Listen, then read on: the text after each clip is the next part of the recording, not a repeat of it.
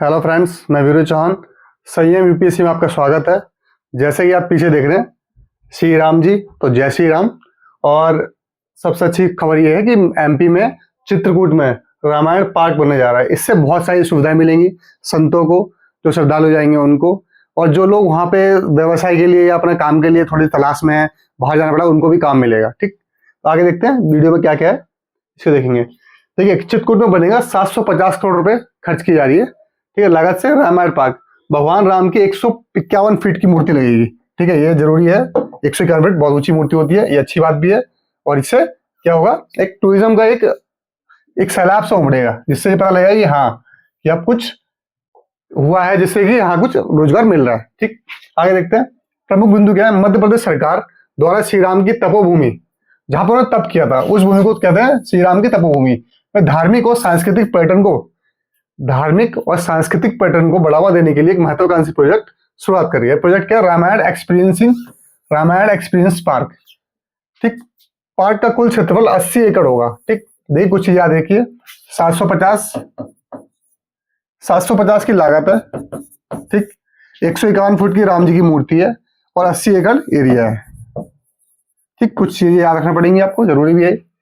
और जिनका एमपीपीएस होने जा रहा है, उनके लिए थोड़ा जरूरी हो जाता है।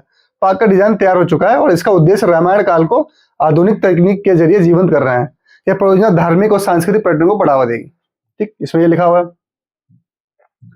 उसके बाद क्या इसमें बोला गया, हाँ, पार्क में मूलभूत सुविधाएं हैं। रामायण एक्सपीरियंस पार्क में धार्मिक और सांस्कृतिक अनुभव के साथ साथ पर्यटकों के लिए कई आकर्षक और अत्याधुनिक सुविधाएं भी हैं। ये सुविधाएं न केवल दर्शकों को रामायण काल के अद्भुत अनुभव से परिचित कराएंगे, बल्कि उन्हें शांति और ध्यान के लिए भी आदर्श वातावरण प्रदान करेंगे। मैं बताता हूँ कैसे। इसमें आगे आके क्या क्या सुविधाएं मिल रही है, ये भी देखिए। इसमें ऐसा लगता है कि हाँ, कुछ सरकार ने आके कुछ प्रोजेक्ट लाई, इससे कुछ बहुत बेहतर होने वाला है। रामायण काल पर आधारित एक थीम पार्क होगा, जहां विभिन्न रामायण कथाओं और घटनाओं का आकर्षक तरीके से प्रस्तुत किया जाएगा। जैसे कि एक तरीके से लाइट शो से कर सकते हैं, वाटर शो से कर सकते हैं, ऐसी बहुत सारी चीजें होंगी। एक एग्जिबिट कॉम्प्लेक्स होगा, जहां रामायण से संबंधित ऐतिहासिक और सांस्कृतिक वस्तुएं, चित्र और मूर्तियां प्रदर्शित की जाएंगी। ठीक है, एक एग्जिबिटिंग पार्क होगा, कॉम्प्लेक्स होगा, यहाँ पे सारी चीजें दिखाई जाएंगी, क्या, रामायण से रिलेटेड। आगे आगे देखते हैं, आगे क्या है, हाँ, और एक आध्यात्मिक लाइब्रेरी होगी। उसमें क्या होगा, लाइब्रेरी में देखिए, रामायण और अन्य धार्मिक ग्रंथों पर आधारित किताबें होंगी, जिनमें शोध और साहित्य उपलब्ध होंगे, और उसको लोग श्रद्धालु पढ़ सकते हैं, अपना ज्ञान अर्जित कर सकते हैं, उससे ज्ञान अर्जित कर सकते हैं, ज्ञान वर्धन कर सकते हैं। ठीक, उसके बाद हर्बल गार्डन होगा, इसमें विभिन्न औषधीय पौधों और जड़ी बूटियों की प्रदर्शनी होगी, जिससे लोग सीखेंगे कौन सी जड़ी बूटी, कौन सी जो औषधि है, कहाँ काम आती है, किस रूप से काम आएगी, उसके बारे में इसमें बताया जाएगा। तो इस जो रामायण एक्सपीरियंस पार्क बन रहा है, ये वाकई में एक तरीके से एक कल्चरल, जो हमारे ऐतिहासिक चीज है उसको, और एक तरीके विज्ञान को और एंटरटेनमेंट को मिक्स किए बनाया जाएगा। बहुत अच्छा स्टेप है सरकार का। उसके बाद एक गौशाला बनेगी। देखिए, जहाँ पे हिंदू सनातन धर्म की बात आएगी, वहाँ गौशाला और गाय की पूजा और उनको प्राथमिकता ना दिया, ऐसा हो नहीं सकता। तो गाय एक तरीके से हमारे जो धर्म ग्रंथों में भी है और बताया भी, हम माता मानते हैं। ठीक है, तो इसलिए उनको एक ऐसा स्थान दिया भी जाएगा। ठीक, वहाँ पे क्या है, इस क्षेत्र की पारंपरिक संस्कृति को दर्शाएंगे। गौशाला जो होंगी, वहाँ पे गाय पालन होंगी, वहाँ पे श्रद्धालु अपनी इच्छा के अनुसार जो भी कुछ योगदान करना चाहे वो भी कर सकेंगे, और गौ सेवा करना चाहे गौ सेवा भी कर सकेंगे। ठीक, संतों के लिए अध्यात्म और ध्यान केंद्र होंगे। ठीक है, संत और श्रद्धालु ध्यान, साधना और आध्यात्मिक अभ्यास कर सकेंगे। संत और श्रद्धालु अगर एकांत में चाहें अपनी ध्यान करना, श्रद्धालु कुछ संत होंगे, उनसे कुछ मेल मिलाप होगा, कुछ ज्ञान अर्जन होगा, उनसे आप सीख सकते हैं, उनके बारे में जान सकते हैं कि उन्होंने कैसे तप किया और हमें जीवन में कैसे जीवन व्यतीत करना चाहिए। संतों के पास बैठने से बहुत शिक्षा मिलती है, और हर किसी को बैठना चाहिए। संतों के पास, बड़े बूढ़ों के पास, बुद्धिजीवी इंसान के पास, सकारात्मक इंसान के पास हमेशा बैठना चाहिए इंसान को। उसके बाद और क्या हुआ, कॉटेज ऑफ फैसिलिटी सेंटर। क्या, जैसे कि लोग दूर से आएंगे, क्योंकि इतना बड़ा पार्क या मंदिर खुलेगा, पार्क बनेगा, एक्सपीरियंस पार्क बनेगा, जिसमें भगवान की मूर्ति होगी, सब कुछ होगा, तो उससे क्या लोग सीखेंगे, और सीखेंगे तो दूर से भी आएंगे। दूर से आएंगे तो क्या चाहिए, कंफर्टेबल वो चाहिए फैसिलिटीज। तो वो क्या है, यहाँ पे आरामदायक ठहराव की सुविधाएं होंगी, जिसे कहेंगे कॉटेज ऑफ फैसिलिटी सेंटर, हो जहाँ पे फैसिलिटीज मिलेंगी सारी।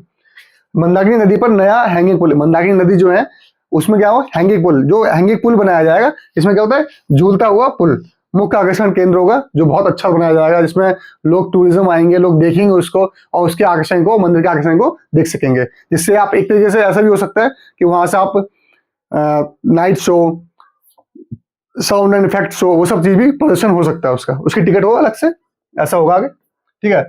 और रामायण के प्रमुख स्थलों की प्रतिकृतियां हैं, उनके बारे में उनको भी दिखाया जाएगा, जैसे कि है मोकागढ़ किला है, यहाँ पे क्यों प्रसिद्ध है, अयोध्या लौटने पर स्वागत हुआ था भगवान राम का, सीता जी का और लक्ष्मण जी का, उनका स्वागत हुआ था, इसलिए मोकागढ़ किला इंपॉर्टेंट हो जाता है।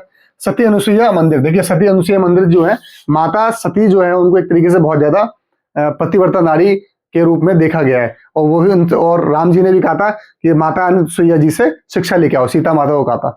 तो सीता माता को उन्होंने ये बोला था कि आगे से जो पतिव्रता औरत होगी वो आपको को सबसे पहले आपकी पूजा करेगी, आपको ही उसके चरण कदमों में चलेगी। तो वही उनकी माता जी का, माता सती अनुसुईया जी का मंदिर होगा, त्रेता युग में जो प्रसिद्ध थी माता, उनके रूप में, ठीक है। जानकी कुंड होगा, सीता माता द्वारा अपनाई गई तपस्या स्थल, जहां पर उन्होंने तपस्या की थी, जानकी कुंड होगा, ठीक।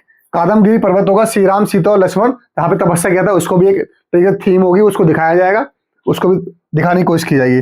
स्फटिक शिला हो गए, भगवान राम के जहाँ पे पदचिन्ह होंगे, वो शिला भी वहां पे रखी जाएगी। तो इतनी सारी जो एक्सपीरियंस चीजें हैं वो इस पार्क में होंगी। तो ये पार्क वाकई में एक अनोखा पार्क बनने जा रहा है, जिससे एक समृद्धशाली हमारा इतिहास, हमारा गौरव, हमारे आध्यात्मिक, हमारी चीजों को जो भी है एक मजबूत से प्रस्तुत करने का मौका मिलेगा। और इसमें एमपी गवर्नमेंट का बहुत बहुत एक तरीके से धन्यवाद देना चाहिए, जिससे इससे रोजगार भी अर्जन होगा। आप जो जो प्रेजेंट में समस्या चल रही है उसका भी सॉल्यूशन मिलेगा, और जो लोग श्रद्धालु हैं उनको भी ज्ञान मिलेगा, संतों के साथ बैठने का मौका मिलेगा, और जड़ी बूटी लगाने को मिलेगा, गौ सेवा करने को मिलेगा, बहुत सारी चीजें एक साथ करने को मिलेगी। जो अभी समस्या चल रही है उनका भी निदान होगा। तो ये एक बहुत अच्छा कदम है, और अच्छे से इम्प्लीमेंट हो जाए तो इससे बढ़िया कुछ कदम हो नहीं सकता, ठीक। तो इस वीडियो को यहीं समाप्त करते हैं, तब तक के लिए खुश रहिए, स्वस्थ रहिए। जय हिंद, जय भारत।